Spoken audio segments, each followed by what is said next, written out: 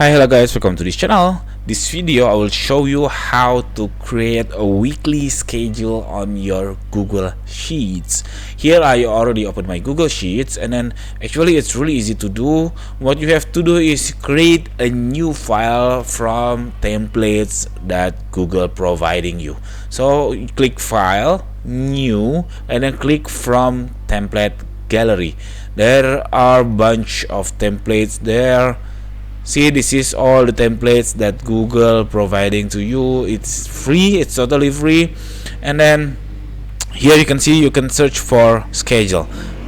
I will zoom it for you. You can see for schedule, or you can see for to-do list, or a calendar, or travel planner maybe, and then find a weekly timesheet maybe, and so on and so on. For example, I want to open this schedule, so it should be weekly schedule. So see, this is the template. This is the template: Monday, Tuesday, Wednesday, Thursday, Friday, Saturday, and Sunday. And then you can edit it digitally from this template, or you can print it and so on. It's really easy to do.